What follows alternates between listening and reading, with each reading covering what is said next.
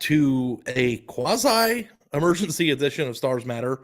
I just came back from my front lawn where I smoked a cigarette. I'm Ari Wasserman, joined by Max Olson. Texas narrowly escapes Kansas State. See, it's the coughing from the cig. From the cigarette, yeah. That's funny how I coughed there.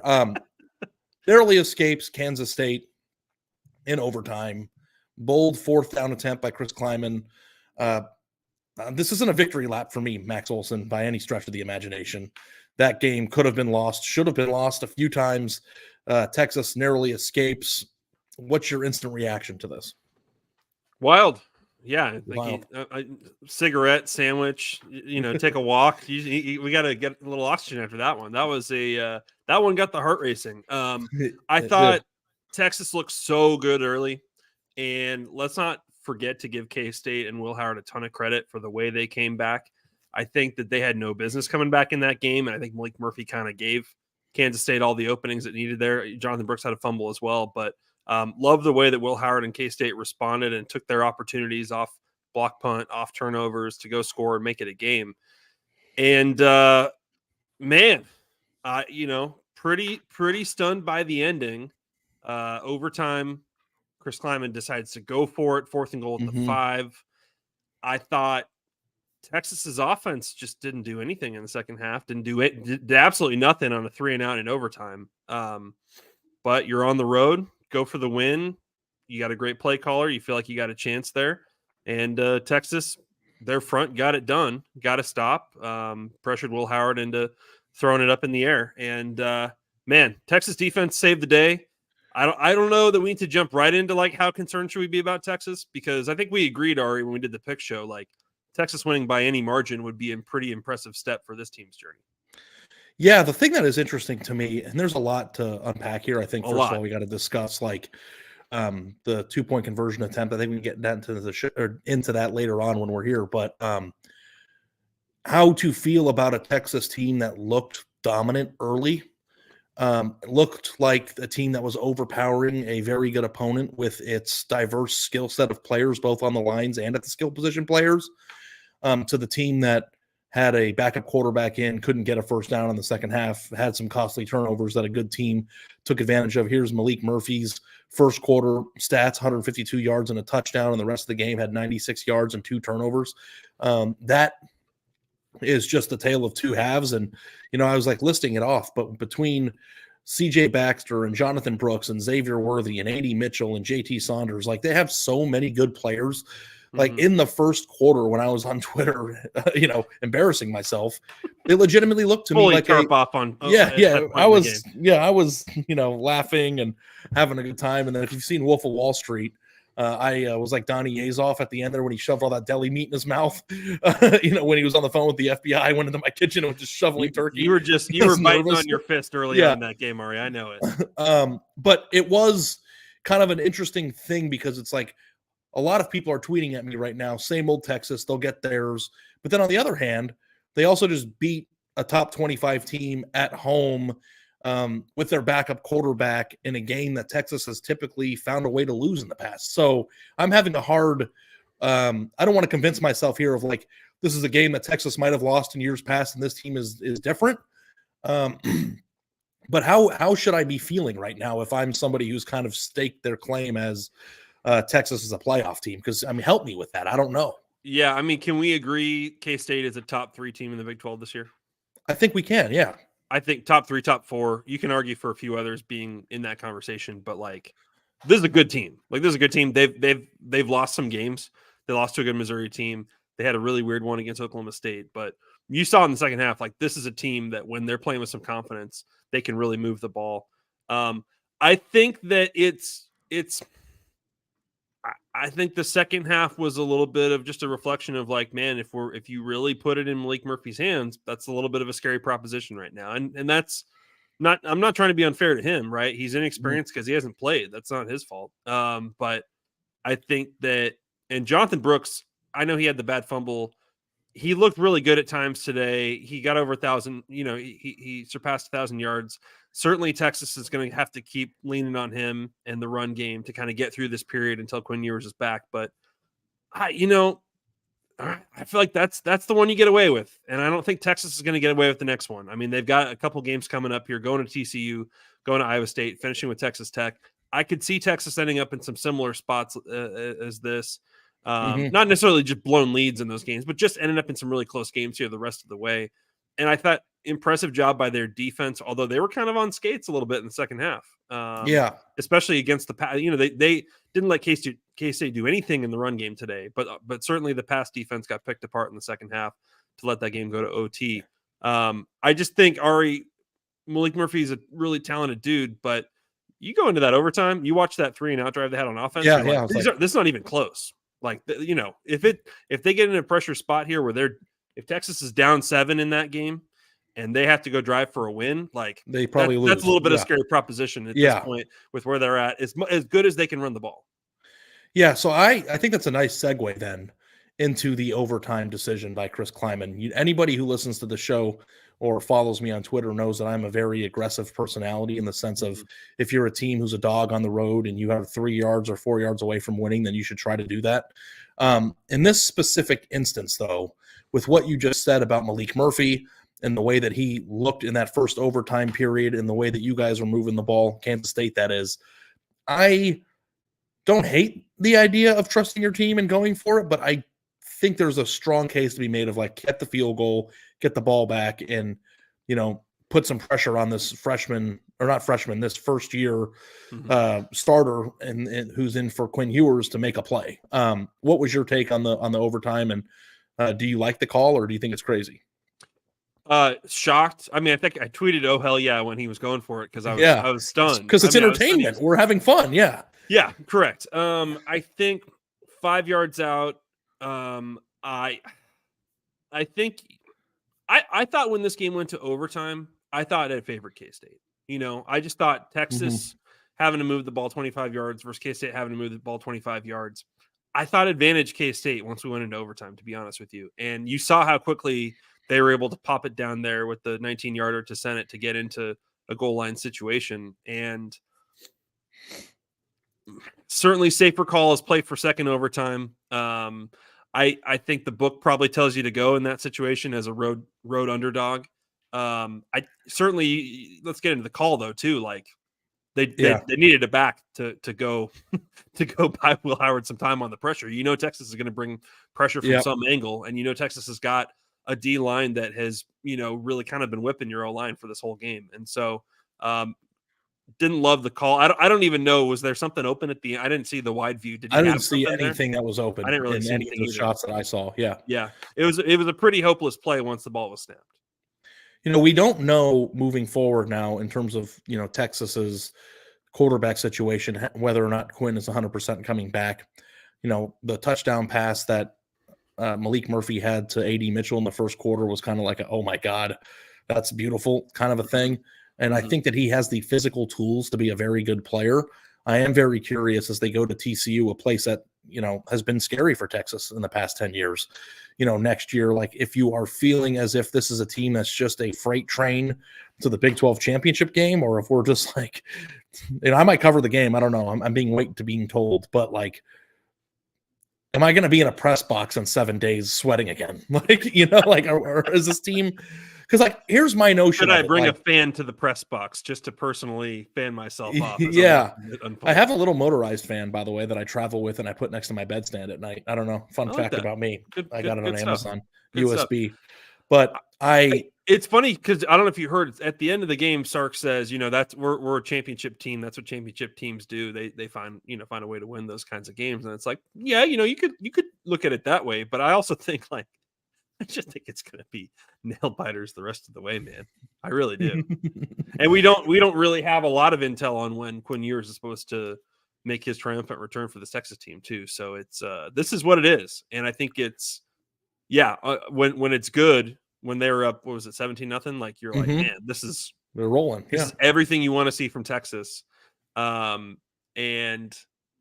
credit to K-State for making that one way more interesting. But there was some stuff. I mean, Malik Murphy on the screen, just an absolutely horrific pass that gave K-State an easy touchdown. The block punt sets up an easy touchdown. The fumble by Brooks sets up a really easy touchdown. Tough spots for the defense in some ways, but it's like Malik is the thing that kind of scares you a little bit. Does he make this game closer than it should be sometimes? Yeah. Well, the good thing to me, I mean, is that if he has to keep starting moving forward, to be able to get that stuff out of his system with a win is pretty encouraging to me. Yeah. Like if you would have told me some of the mistakes that Texas made before the game, I would have been like, give me all the points. Give me all the points. And they still covered. I think it was 4. Did you like in the fourth quarter when Gus briefly was like, time to bring in Arch? Well, Joel, I mean, they showed him. It is not time to bring in Arch. We were texting in the group chat, but a reporter tweeted that he was warming up. And I was like, if they go to Arch Manning in a sweater of a game, like, I don't think I could emotionally cope with that. Like, I wish it would have happened. It would have been amazing to see. But, like, you want to talk about the first spot to put that kid in with the under pressure that I would have been concerning to me as a coach if Sark would have done that. Like, that would have been like, are we really that desperate right now? Right. And that's where they're at. They have to fight through these situations with Malik Murphy and get him this experience and just try to call easy stuff for him. Hope that Brooks can keep, getting big gains, which he was just consistently really good. But I don't know. It was wild. It was wild. That was just one of the best finishes I think we've seen this season in a great early schedule, early window here for this best day. Noon window of the year, I think. Yeah. Yeah. I mean, week 10's off to a killer start. And I think, I don't know.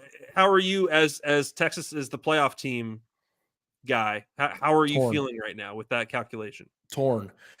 Because on one hand, like the way you want to spin it, it's like, which fan site do you want to spin it as? Like if you're the Texas fan site, I mean, you could say Texas was down their starting quarterback. They were playing a game that people believe to be the ticket to punch to Dallas for the Big 12 championship game. They had a lot of nasty turnovers and pretty inconsequential times in which a good team took advantage of it. They stuck in, they hung in there, they made some plays. The drive that Malik Murphy led to go up 3 was a big drive. They didn't finish it off with a touchdown, but he did get them down the field. And there was one 4th down and 5 conversion, that dart down the middle of the field, that I thought was just an unbelievable pass in a moment that, he elevated it perfectly and the receiver was there. And like, so on that account, it's like, yeah, Texas in a world where they have always seemingly let people down in spots like this, for them to figure out a way to win was kind of refreshing. So like, I could like bottle all that up and go, they just beat Kansas State. I don't care if they won by 1 or 20. That's the biggest test they have left. They have their backup quarterback in. They fought through adversity and they won the game. So that's one of the best teams in the Big 12 they beat. I mean, right. I think it'd be hard not to argue that. Then on the other side is the mountain of shit that you're getting from the other one, which is Texas sucks. They always do this. They can't beat bad teams, or they can't, they won this game, but don't worry, the Bears coming. And it's like all those things are true. It's like I was convinced, even me, that when the game went to overtime that Texas was going to lose. And I don't know if that is because of the years of conditioning of what usually happens in that game.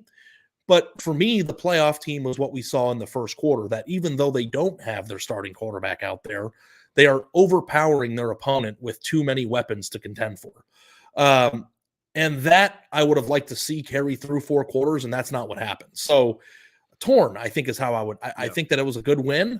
Anytime you can beat a team like that has a chance, the defending Big 12 champions that still were in that picture this year, I think is a good thing. That said, like the creep of doubt over my left shoulder as I've been riding this wave this whole year, is still there. So I want to make something abundantly clear if people don't know. And Max, I don't even know if you know this.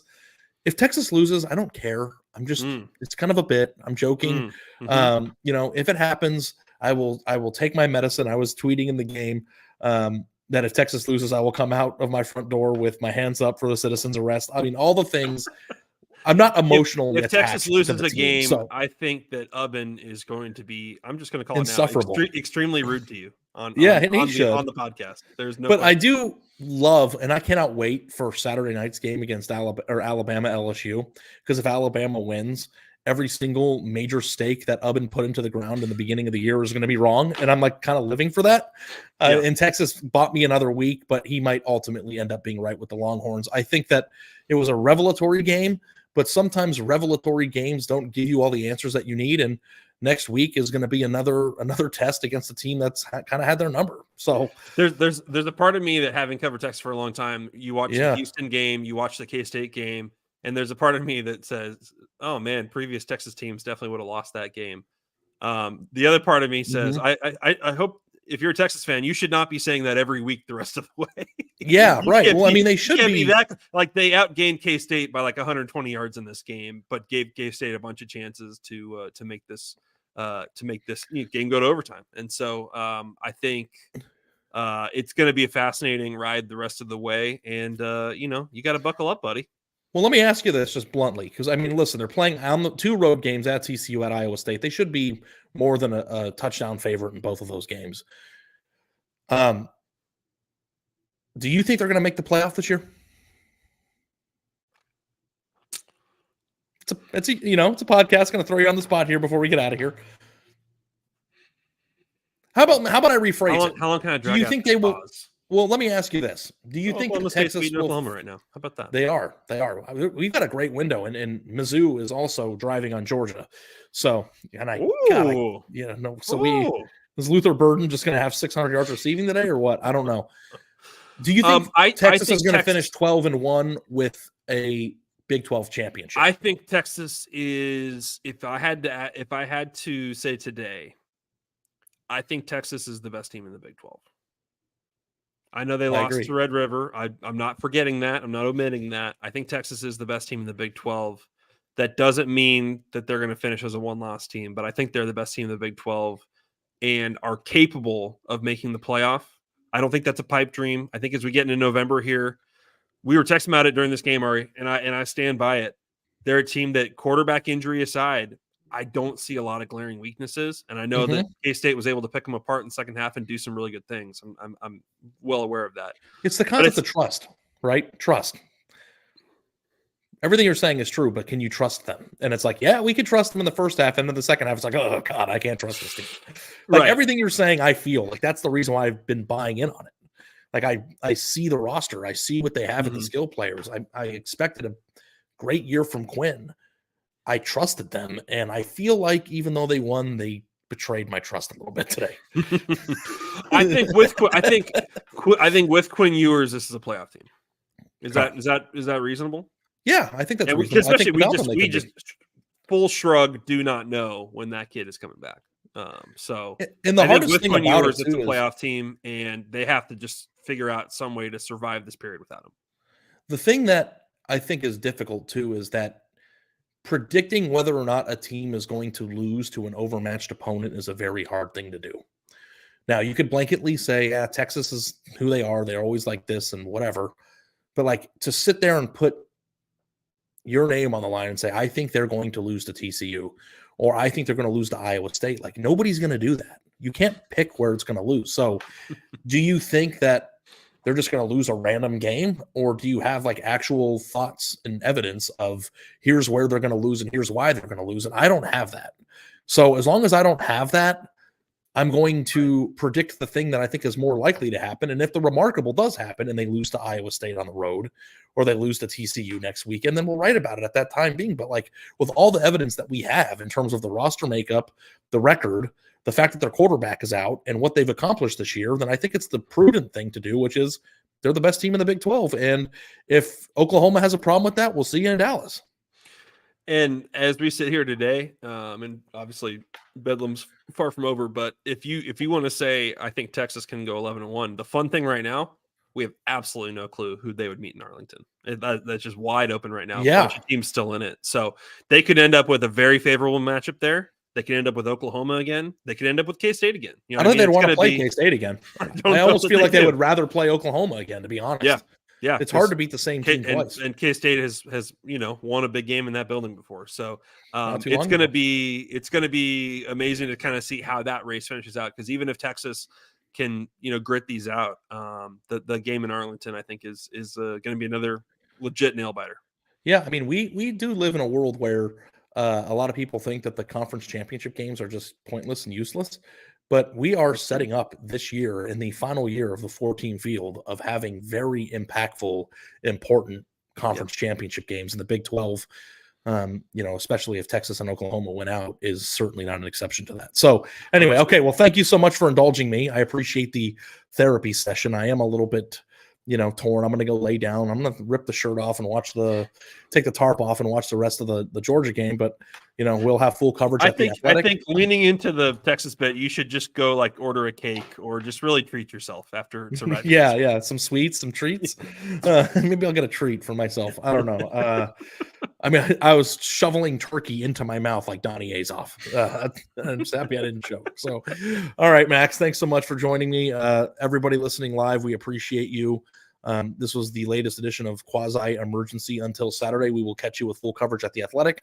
We'll have podcasts, live Saturday night reaction show and throughout the week. And again, appreciate you guys all very much. And subscribe, likes, review, share, interact with the channels any way you can to help us keep growing. Talk to you soon.